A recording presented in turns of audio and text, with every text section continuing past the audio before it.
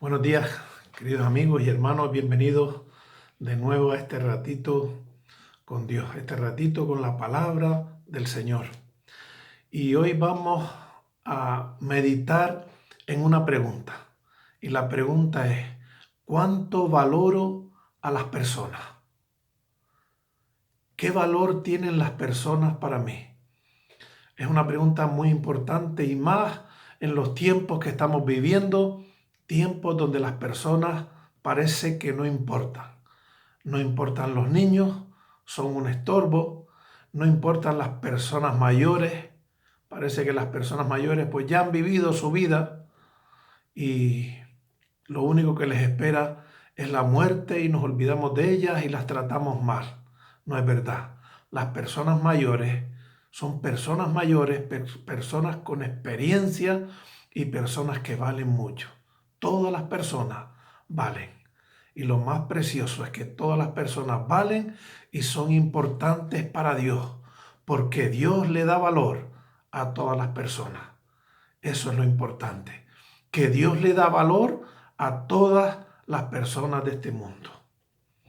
Y la valoración de una persona, la prueba de que valoramos a una persona, la podemos ver en el trato que le damos a esa persona.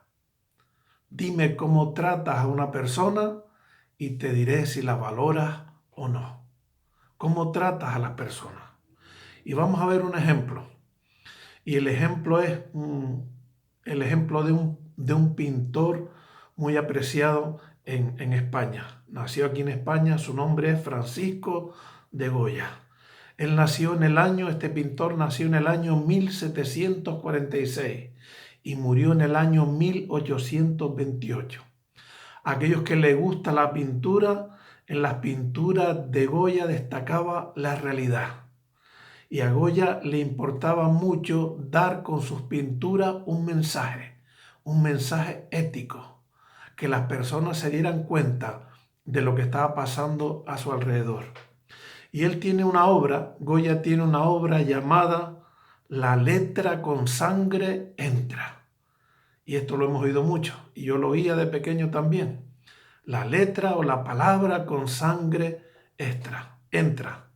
Y es lo que Goya narra en su pintura. En su pintura, Goya critica el sistema educativo de su época, ese pensamiento de que la letra con sangre entra. Y en ella se ve una pequeña escuela y se ve a un maestro. A ese maestro se le ve azotando a un muchacho con las nalgas al aire. El maestro está ahí, está dándole tortas y al otro lado de la pintura de la escena se ve a otros dos alumnos que ya fueron castigados. Y al otro lado se ve al resto haciendo sus tareas. Y Goya con esta pintura lo que estaba era criticando ese proverbio o ese pensamiento que decía con la letra con sangre entra. Queridos amigos, la letra con sangre entra, es verdad, pero no da buen fruto. No da buen fruto. Otro ejemplo de que la letra con sangre entra lo encontramos cuando España fue a América a conquistar América y tristemente a saquear América. Y allí encontramos, en la historia encontramos tristemente como muchas veces España hizo grandes daños en América. Nos dice la historia que con una espada en la mano y con la religión impuesta en la otra. Así fue como España conquistó América. Es verdad que no hay que generalizar, pero tristemente muchos lo hicieron así, con sangre, intentando meter la idea de que la letra con sangre entra. Y no es así. Una espada en la mano y la religión impuesta y obligada en la otra. ¿Qué nos enseña el cuadro de Goya y qué nos enseña la conquista de América? Que el trato que damos a las personas, a los otros, dice la forma en que los valoramos. Tú dices que valoras a alguien, se ve en el trato, cómo la tratas. Y vamos a ver en la Biblia 3 ejemplos de cómo se deben valorar a las personas. Vamos a verlo. Los 3 están en el libro de Colosenses. Y el primero, a la primera persona que vamos a ver es al apóstol Pablo. Pablo fue un hombre usado por Dios de una forma maravillosa. Pablo escribió la gran mayoría de los libros del Nuevo Testamento. Sin embargo, Pablo fue un hombre muy humilde. En casi todas sus cartas, tú lees los libros que escribió Pablo en el Nuevo Testamento y verás que en casi todas sus cartas él habla de sus colaboradores, de sus amigos, de aquellos que lucharon con él en el andar cristiano. Pablo no sella todo el mérito, él le da la honra sobre todo a Dios, toda la gloria para Dios. Pero Pablo tenía muchos colaboradores y él los valoraba. Pablo los trataba bien. En casi todas sus cartas, Pablo nombra a sus colaboradores. En Colosenses capítulo 4, él nombra algunos. Hay muchos, pero yo te voy a nombrar solo algunos. Por ejemplo, él nombra uno que se llamaba Tíquico. Y de Tíquico, dice Pablo, es un fiel ministro de Dios. Nombra otro que se llama Onésimo. Y dice, Onésimo es un fiel hermano. Nombra otro que se llama Justo. Y de Justo dice, es para mí un consuelo. Y nombra otro que se llama Epafras. Y dice, es un siervo de Cristo. Pablo fue el nombre que Dios le dio a este hombre llamado Saulo de Tarso. Dios le cambió el nombre y le dijo, tú no te llamarás más en adelante Saulo de Tarso. Tu nombre va a ser ahora Pablo. Y Pablo significa pequeño, hombre de humildad. Y Pablo honró a Dios con su nombre y con el trato que le dio a los demás. Pablo fue un hombre de Dios, pero trató bien a los demás. Y tratar bien a los demás no quiere decir que cuando tenía que hablar y decirles y convencerlos de sus pecados, pues hablaba de los pecados y trataba de convencerlos de que eran pecadores delante de Dios y que tenían que arrepentirse, pero los trataba como se merecían. Los valoraba, les daba el valor que Dios le dio. Qué importante este ejemplo de Pablo, del trato a los demás. Trataba a los demás y los valoraba. Otro ejemplo muy importante y que creo que nos va a hacer meditar mucho está también en el libro de Colosenses, capítulo 3 y verso 19.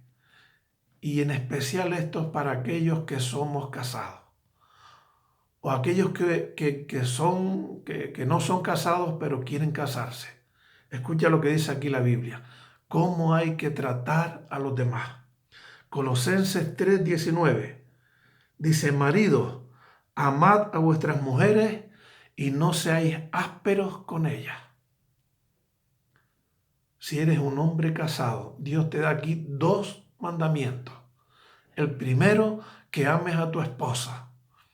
Y la Biblia nos dice cómo debemos amarla, como Cristo amó a la iglesia y se entregó por ella. Y la segunda cosa que nos dice, el segundo mandamiento que Dios nos dice a aquellos que somos casados, nos dice, no seas áspero con ella. Un esposo no puede ser áspero con su esposa. Un hombre áspero, vamos a definir áspero, es un hombre duro en el trato. En otras palabras, un hombre egoísta. Un hombre que habla mal a su esposa es un hombre áspero en el trato. Es un hombre, un esposo que se ha olvidado que su esposa debe ser tratada con ternura y no con aspereza. Nota, aquí vamos a hacer un pequeño ejercicio. Levanta la mano si tratas o has tratado a tu esposa con aspereza. Y casi todos, tristemente, tenemos que levantar la mano. Si tratamos a nuestra esposa con aspereza, con dureza, es que no la valoramos. Y aquí hay que hacer un alto y pedirle perdón a Dios por este gran pecado y cambiar. ¿Cómo tratas a tu esposa? ¿Cómo trato a mi esposa? Dios nos ayude. Dios nos ayude a pedirle perdón y a cambiar y a valorarla. Y la valoramos cuando la tratamos como se merece, no con aspereza. Y el tercer ejemplo de valoración lo encontramos también en el libro de Colosenses, capítulo 1, los versos 13 y 14. Y aquí está hablando de Dios. Y nos dice, hablando de Dios el Padre, dice, el cual nos ha librado de la potestad de las tinieblas. No quiere que vayamos al infierno, a la condenación.